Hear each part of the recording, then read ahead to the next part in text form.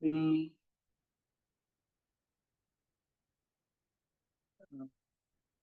Call meeting to order. I will call the meeting of the planning board for Thursday, November 20th, 2025 at 6:30 to order. We should all stand for the pledge of allegiance. The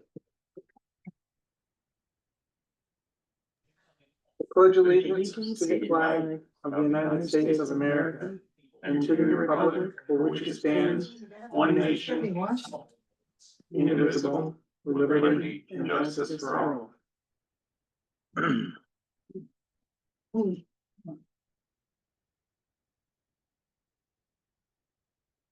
All right, hi, Hey there. is John with you or? Oh, yeah. I made it. Got him with. Pass that down to John. Yeah. Yeah, no, I know. Yeah, I texted. All right, so roll call. Andy Fitch, the select board's alternate, will be online today as the select board's rep.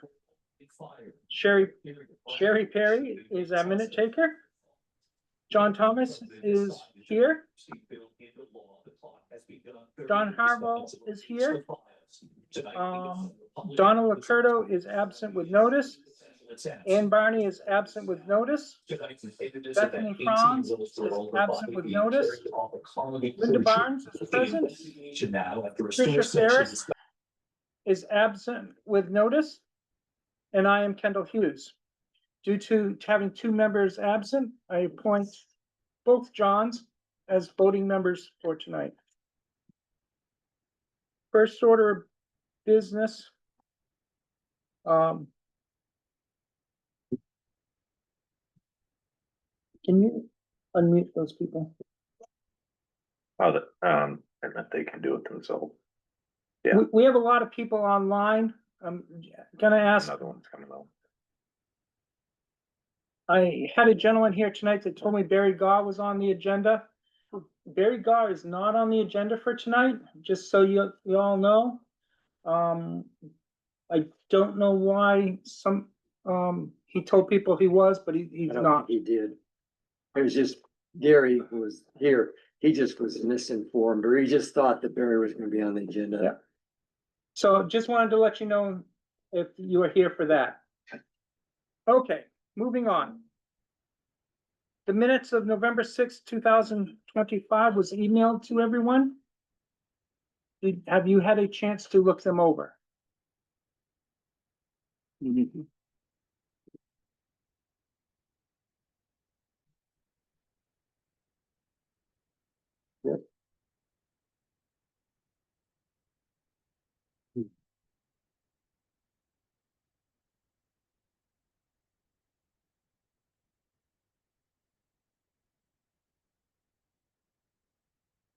Was it Jane who sent them?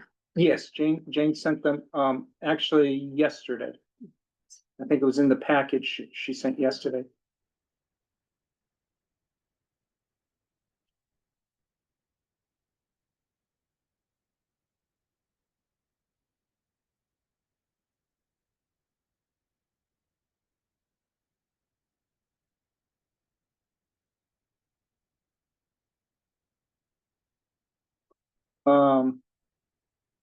Anne may be joining us momentarily. She's trying to log on. And one. Yeah, This is her right here. I don't know. What? ENBA. Do not know the answer to that.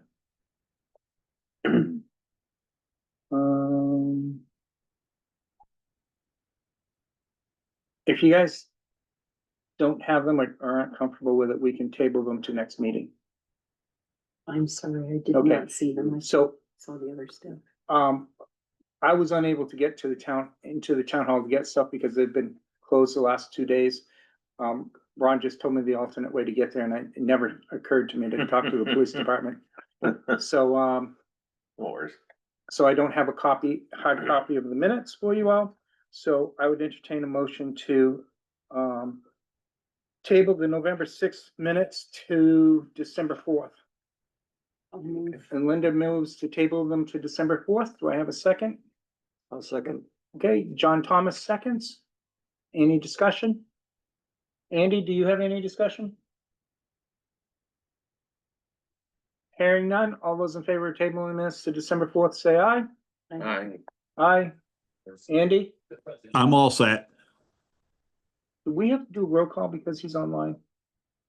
Just announce he's online. Andy, as I announced earlier, Andy is online as a selectman's rep and he has voted yes to table. So the minutes will be tabled to December 2nd. That brings us to our presentation for tonight, which is Linda Barnes. It is an educational, based on what we have learned from the last couple of educational meetings that most of us have attended. But it's good to have this training for the public as well as the board. So the reason why this matters for us is that these are legislative changes to state RSAs and laws around planning, zoning, and land use. And so in some cases, our town ordinances are not in agreement with ordinances now in effect at the state level. I think those, for our purposes, are particularly important because we're gonna need to propose warrant articles, ideally for the upcoming town meeting in the spring, for the town to vote on, so that there is an accord between the state and the local ordinances. There are also some issues that, or some changes that have not yet gone into effect, but that will have a rather major impact on local self-governance. And I think that it'd be good to talk about those. As a board, we cannot advocate that the town act one way or another, but I do think that it's important for town residents to be aware of these possible changes should they choose to communicate with our local representatives to voice an opinion. Because there will be more changes to some of these bills, and final votes will be taken. I guess I understood it at some point in 2026, and so there's still a window to voice opinions before these things go into effect. So I think there are those two issues. One is, how do we need to make proposals for warrant articles, and secondly, to educate townspeople about changes that are going to have an effect on everybody. So just, I won't go into the kind of depth so much as just to try to sort of quickly summarize. Some of these don't have a major impact on us, but for example, the House Bill number 92 requires, if somebody on the zoning board also serves on the planning board, when certain matters come before one, if you've been part of those meetings, if you're also part of the other group, you have to recuse yourself. So that's just internal for us. The House Bill 168 involves public works facilities. I don't think that has a major impact for us. House Bill 265 is something we are already doing. It requires that when we have public meetings, the minutes have to include the start and the end times and the name of the recording secretary, which we're already doing. House Bill 272 exempts certain agricultural practices from municipal noise regulation. I don't think anything like that has come before us. No. And seems unlikely to, but that's where they're exempting. And I assume that's especially if somebody starts farm equipment early in the morning and needs to get an early start, it means that they're not subject to noise ordinances. House Bill 296 relates to issuing building permits along private roads. And I think that has more to do with us. This has to do with what are known as Class 6 roads, which are public roads but not public roads that have been brought up to town standards, usually like a dirt road. Some towns may refer to them as private roads, even though they're public. Right, And they're subject to bars and chains? they didn't say anything about that. It says right now there are required provisions because they're not up to standard. For example, it's difficult for the fire department to come down that Mhm. road. And right now it says if a building permit is going to be issued, then the planning board has some say in what might need to happen on that road. Yeah. It now also says if the town, and this is a change, if the town comes up with a standardized policy for what would happen if a building permit is going to be issued on a class 6 road, and that standardized policy has been adopted by the governing board, the select board, then building on a class 6 road does not need to come before the planning board anymore. And we've already done that. We've done that. Okay, so we're good on that. Yep, Okay. that's the road standard that they selectmen pass. Okay, all right. House Bill 399 establishes a commission to study the New Hampshire Zoning Enabling Act relative to the effective date of what's known as the C-PACER program.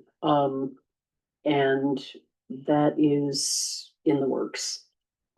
It basically says, yes, town can have zoning boards and zoning ordinances. They can have site planning boards to review site plan applications. And they're reviewing the language and reviewing how it might be changed to move forward. So changes have not happened. Correct, The that, commission that's is still exempt. under a lot of, review. Okay. Now, House Bill 413, and Kendall, you may want to comment more on this, relates to subdivision regulations on the completion of improvements and the regulation of building permits. And as I understand it, it has to do with how long something takes, and the vesting of a project. So it's the time within which a developer has to start working on a project, and previously they had to start within 2 years. They are now given 3 years to achieve what's known as substantial development.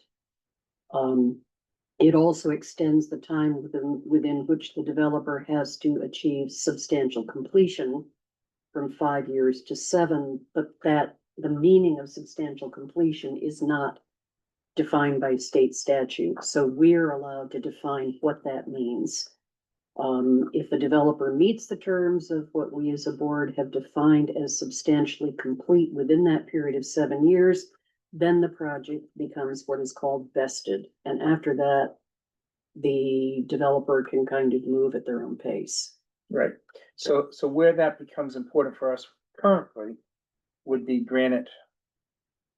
No, it's not Granite Ridge, it's, Granite Ridge. Granite Ridge at the end of Thompson Street. We gave him permission to start his development. And, he is working through that, Mhm. but it's going at a slower pace than what we'd originally thought it was gonna. But the code enforcement officer is watching that and making sure of the timelines. Mhm. So is he still within the He's still well 3-year? within, yeah. Um, And I will say he has already made substantial improvements by extending the water and sewer line up from River Street up to his development. mhm. And now he's putting in the infrastructure for that, which is no small task. Okay. All right, anything you want to add about No, that? no, I'm good. Okay. Then House Bill 457 is related to zoning restrictions on dwelling units, and this applies in particular to college campus communities, so it doesn't really pertain to Ashland. It's more private schools, college campuses. Okay, now House Bill 577, I think, does affect us, and that is related to modifying the definition of accessory dwelling units. The amended definition now includes both attached and detached ADUs. it can be, and any ADU which is completely contained within a pre-existing detached structure is now defined as an attached unit. Previously, they had to be attached to the single family house. Now they can be attached, they don't have to be. So if somebody has a garage and they want to put something over the garage, that's not allowed. Or if they want to put up a separate structure, that's not allowed. So, so their first, contact really with this is gonna be the building inspector, who is gonna be vetting those and then sending them to us as needed. Yeah. We did address a lot of the ADU, last year when we amended the zoning ordinances to include those.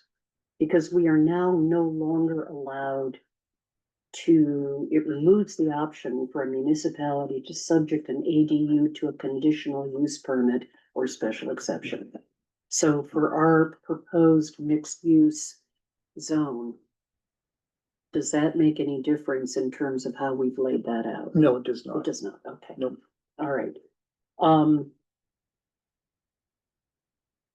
The law has been amended to require that one attached or detached ADU must be allowed as a matter of right in all zoning districts that permit single-family dwellings.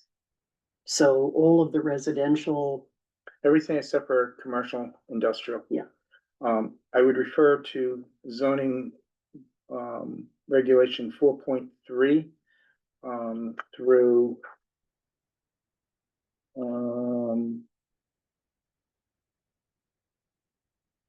4.4.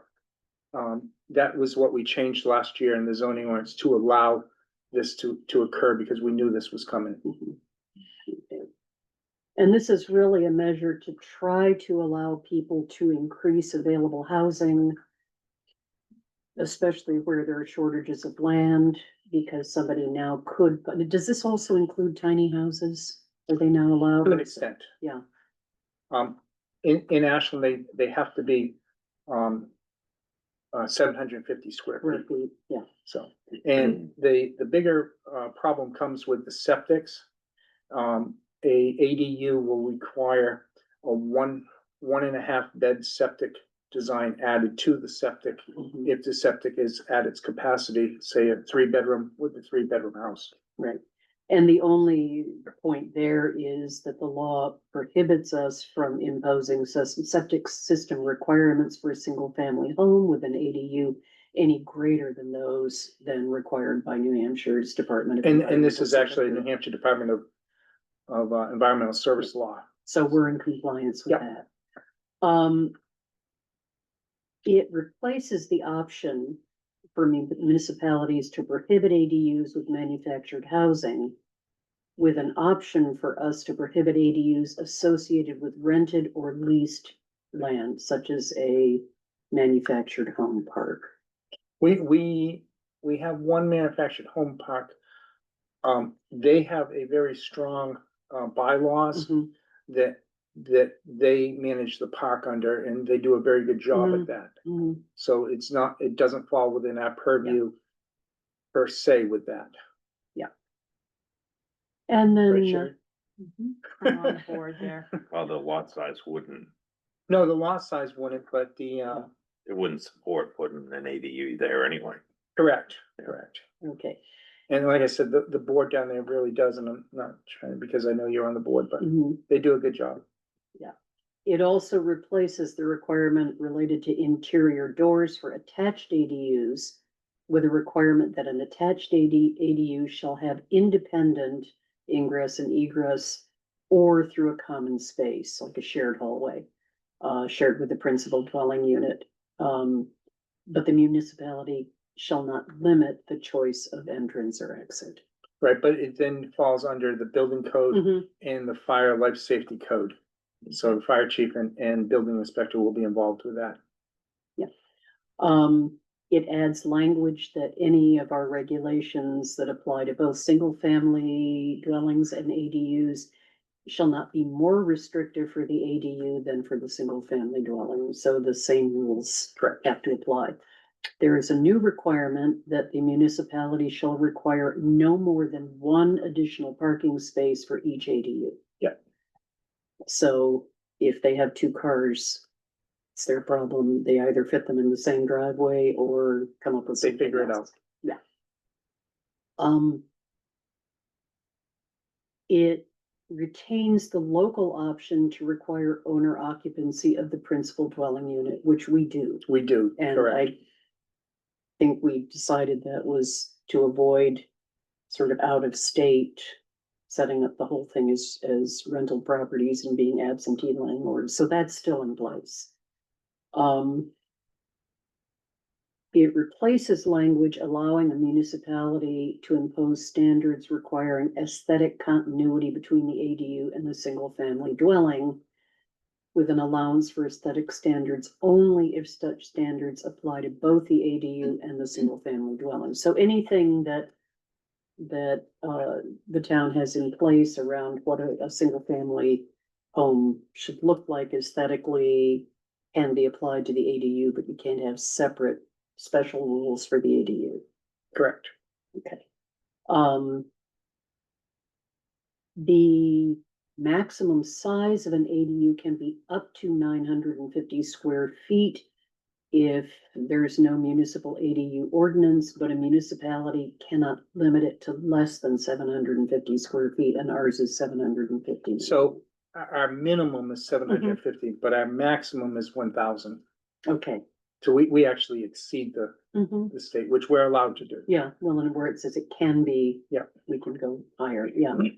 The new requirement is that a municipality allow for the conversion of existing detached structures into ADUs, even if that structure doesn't meet setback or lot coverage dimensional standards. So I think that would pertain to non-conforming lots where something previously existed, if somebody wants to convert it into an ADU. Right. The only thing is they may have to go to the ZBA for some stuff there. Well, and they also still have to meet all the building code. Correct. Everything has to meet the building code requirements. Applicant is still required to pull a building permit, make adequate provisions for water supply and sewage disposal in accordance with, and they list the RSA, and have an approved septic design from the Department of Environmental Services. And then it advises us to be prepared for the receipt of building, or the building inspector to be prepared for the receipt of building permit applications to construct an ADU that complies with this ordinance, even if your municipality hasn't had the opportunity to amend our zoning ordinances to comply with it. But I think it sounds from all of this as though we are already in compliance. We are. Okay, so we don't need to do any more. I do not believe so. Okay. Okay,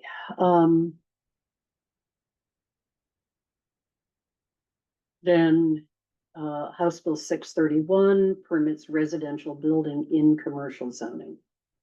And, it requires that multifamily residential development as a use must be allowed. That's for land zoned, for commercial activities like retail and office space, provided that adequate infrastructure, including roads, water, sewage systems, shall be available or provided. Now, how does that affect downtown? So our downtown, we have to work on some of that. I'm gonna talk a little bit about that when we get to the mixed use. But, our downtown is a combination of mixed use and commercial. Yeah. And we have to, there's a lot of work that still needs to be done on that. Yeah. Okay. And the municipality will need to define what constitutes adequate infrastructure. Would that be the select board that determines that? Yeah, and it's the water and the sewer And and availability of electric.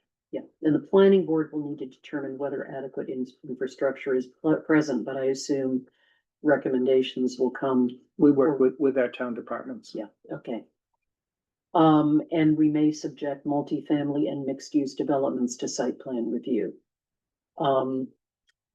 We can prohibit residential development in zones where industrial and manufacturing uses are permitted.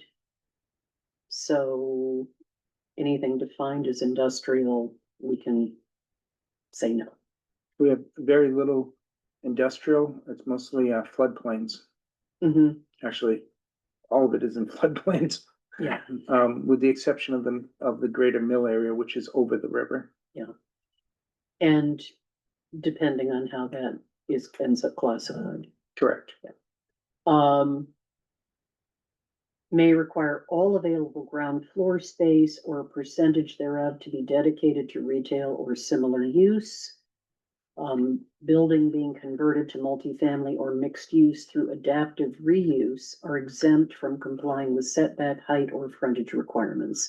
So I assume that means that any building along Main Street, if it were determined it could be mixed commercial and residential, would not need to have to meet current setback requirements because the Correct. building already exists. Basically, any building that's current is grandfathered. Yeah, okay. The exemption from these dimensional requirements does not apply to new construction of multifamily or mixed-use developments. Because they would not be grandfathered. Okay. Any questions on that?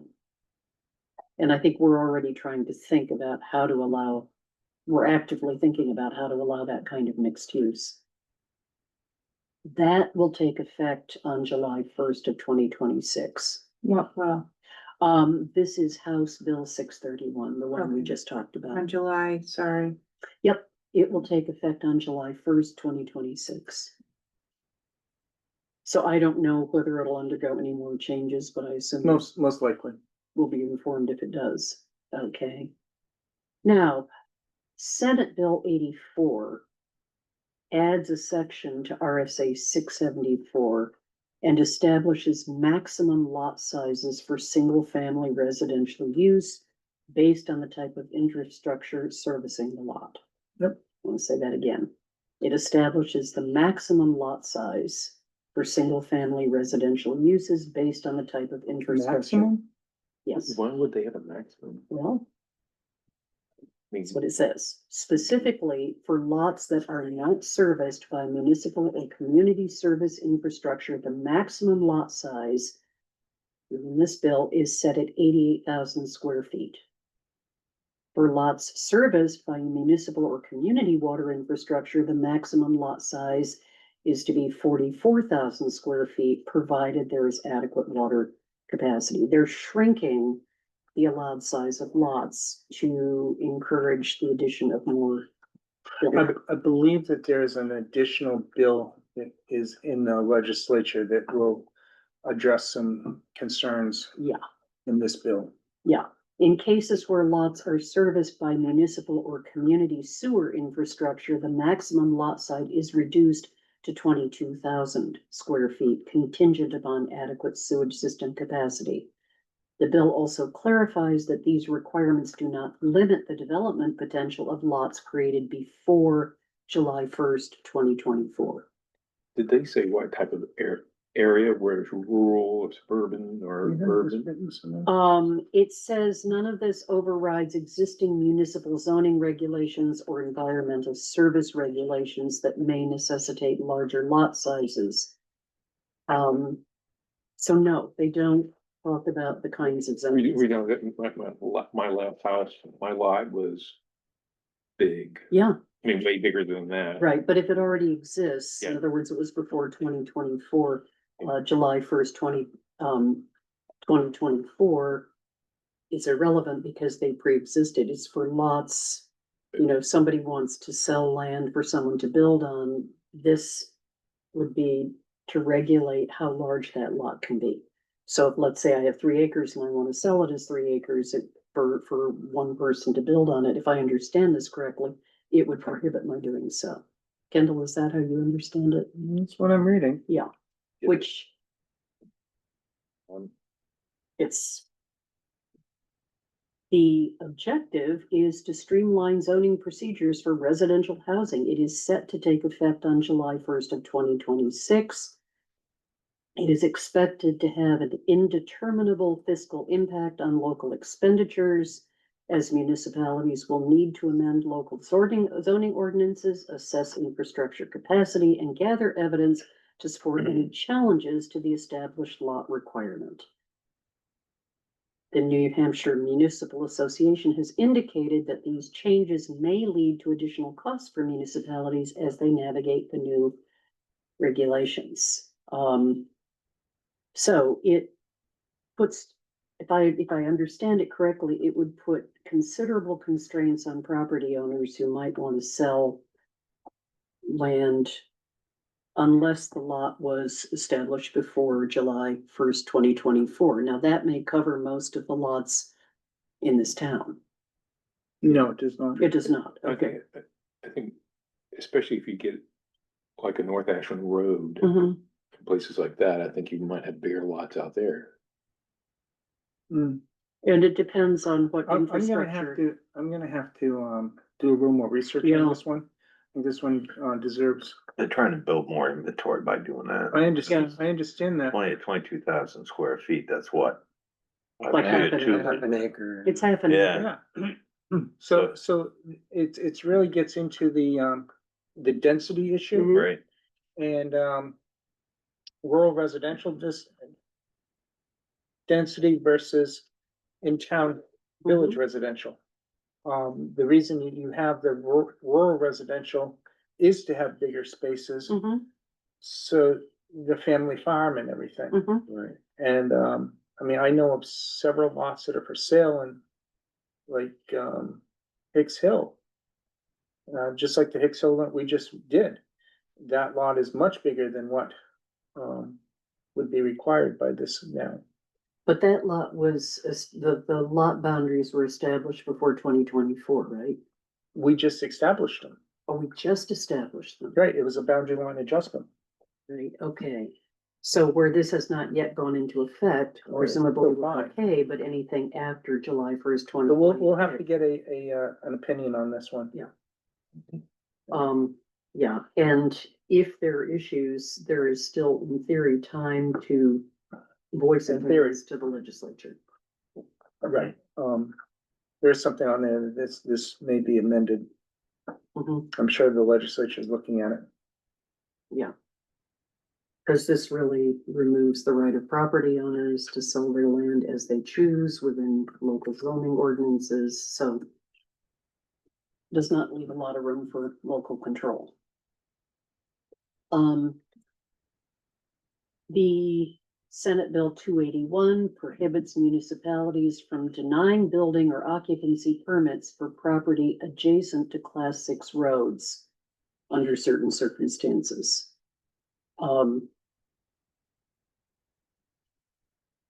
Currently, the municipal governing bodies may authorize the issuance of building permits for a lot with frontage on a Class 6 road. This is now amended to require the issuance of building permits on Class 6 roads, and then there are a number of provisions that the applicant has to fulfill. So how many of the roads in town are Class 6 roads? Very few. Yeah, so it doesn't apply, it doesn't affect very many properties. Did you say it prohibits building permits to properties adjacent, or did you say something else? It requires that building permits have to be Okay, allowed, and then it provides a number of terms that the applicant has to meet. okay, But before it was more, we can issue permits, now it requires us to. thank you. Okay. Senate Bill, 283 refers to the calculation of floor area ratios. And the note to this was if we don't have, the term floor area ratio in our coverage or green space calculations, we don't need to worry about this. Does this mean we do not need to worry about We this? do not have to worry We do about not that. need to worry about it. Senate Bill 284 relates to the authority for municipalities to regulate mandatory on-site parking requirements. In this case, it prohibits us, our zoning from requiring more than one residential parking space per unit. So if we've got a zoning ordinance that says parking spaces are required, say for workforce housing or multifamily developments, if we have an ordinance that says that, we are no longer allowed to do so. We can't require more than one residential parking space per unit. So if there were a 6-family unit to be put in a mixed-use place, we couldn't require more than 6 parking spaces. Is that your understanding also? Correct. Yeah, which I can see some potential residents being a little vexed about. You already have that issue with some of the existing inventory anyway. Yes, we definitely do. We are in need of parking in downtown. Yeah. Especially the rental units. Okay, and then that is, okay, and then the rest is building and fire code legislative updates. I don't think we need to review those. Those are really more for Code enforcement. ZBA, and I sent copies of this to Charlie Bozello and Tim Peters on the ZBA for their use. And Ron, I will email this to you if you'd like a copy. Sure. Okay. But I think that's mostly it as far as affects us. So I don't know. I think the big one is the lot size. Yeah, I will get some information on that from our state senator. Yeah. It's actually who I was just texting. Okay. So, Well, and if there's a way, there's something online I signed up for sort of legislative updates as they occur. Just so that if anything on this were to change, hopefully we'd hear about it sooner Right. rather than later. with the exception of the lot lines, we're actually very good. And I just read the bill that, town manager gave me and still very confused by that, which I think all of us are. So we will get clarification on that for our next meeting. Anybody have any questions? Anyone online have any questions? Nope. Okay, Okay, Andy still there? Mhm.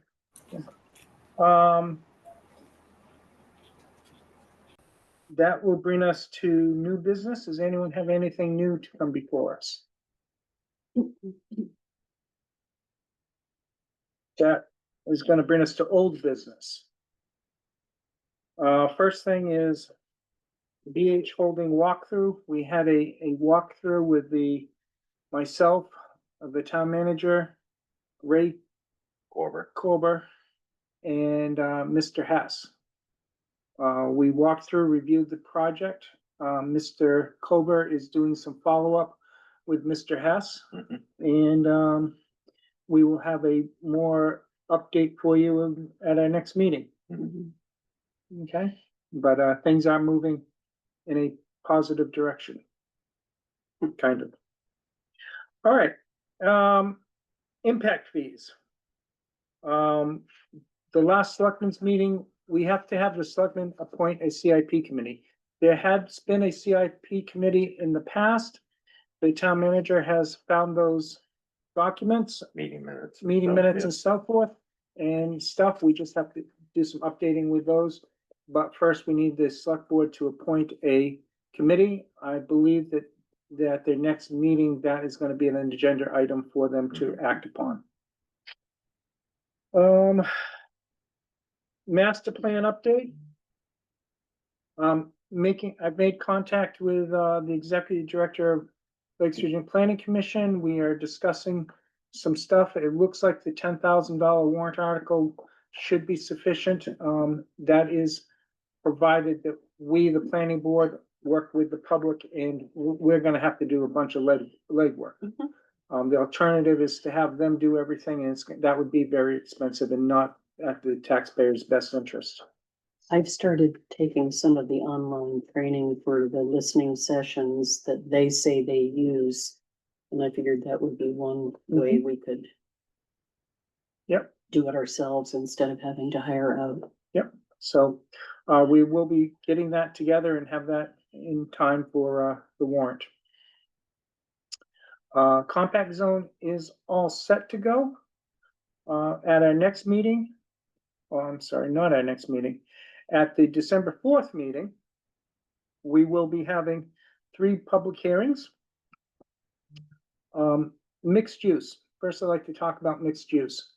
In the mixed use, we've really concentrated on Route 3 and have it ready for Route 3.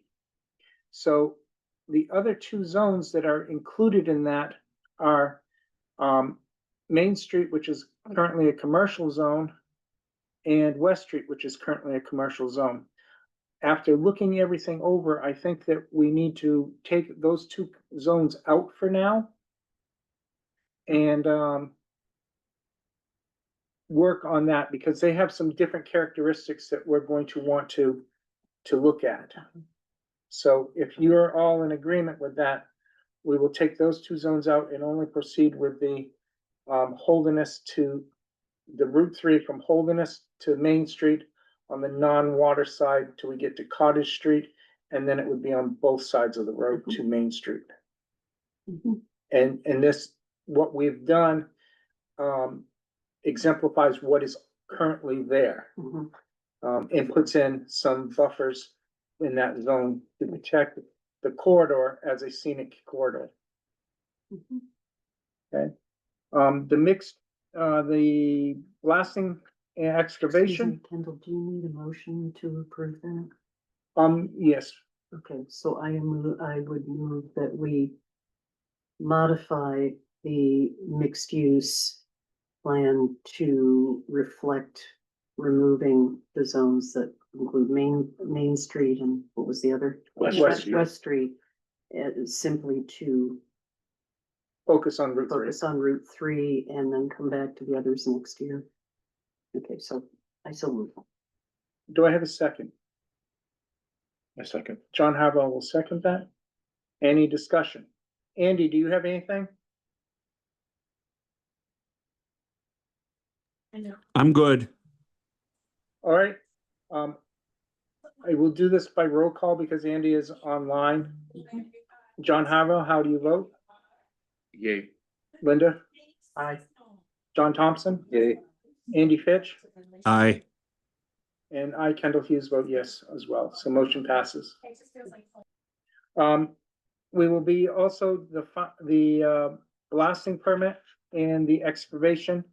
Will also be public hearings on the 4th.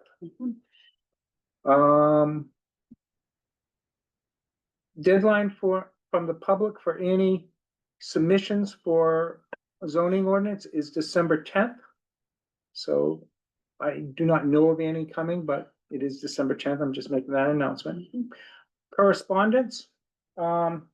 We had a meeting today with the state on the wastewater grant that the town has received. Stormwater grant that the town has received. Andrew from the water department, Craig Moore from the highway department, public works department, and myself were in attendance. It went very well. We have a plan to move forward. And we took notes for the town manager who had to go to a different conference. Mhm. So, Great. that is moving forward.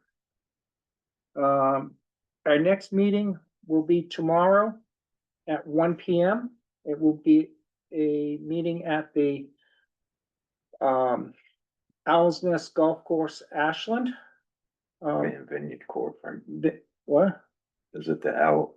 Owl's Nest Vineyard Course, I Mhm. believe, okay. Yeah. So if I go up north, Go up North Ashland Road to the, where you see, it'll say Owl's Nest Vineyard Course. And there'll be a brick building and a wooden building connected. Park either there or across the street. You should see a line of golf carts that will be provided to us. It is an open meeting to the public, but as we had been advised by our attorney, the person doing the presentation, and I emphasize, we do not have an application. This is only informational for him to get us an idea of what he's thinking. Nothing is even put to paper yet. He will be doing the talking. If we have, or if the public have any questions, They are to write them down on paper and we will submit them to him and he will answer. Because taking minutes in 40-degree weather is not gonna happen by me or Sherry. So. Kendall, Yes, sir. are you sure about the 1 o'clock? Because I have on my calendar 11 o'clock.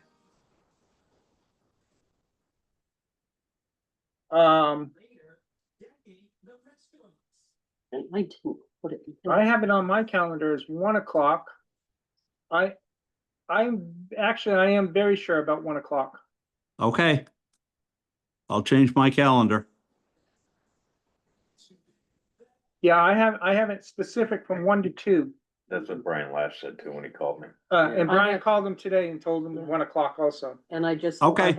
I have my notes from the last meeting and it says 1 o'clock. All right. Thank you. You're welcome, sir. Thank you for that clarification. What is this meeting? for? This meeting is a informational walkthrough of a proposed resort on North Ashland Road. Information about his vision. Information about his vision, yes. Okay. It is only an official meeting because I anticipate there being more than four or more members there. Okay. So it has to be posted. General public is welcome to come and attend. However, they, again, will not be allowed to speak. Any questions will go on paper and they can mail it to the land use secretary. And does that pertain to members of the planning board as It well? came to the members of the planning board too. Only questions will be for clarification to what he's saying. Questions about the project will given in writing to him. Just like we did in previous meetings, previous walkthroughs. And again, that was on advice of counsel. All right, does anyone have anything else to come before the planning board tonight? I will not be in attendance to the December 4th meeting. I'll be in California. Understood.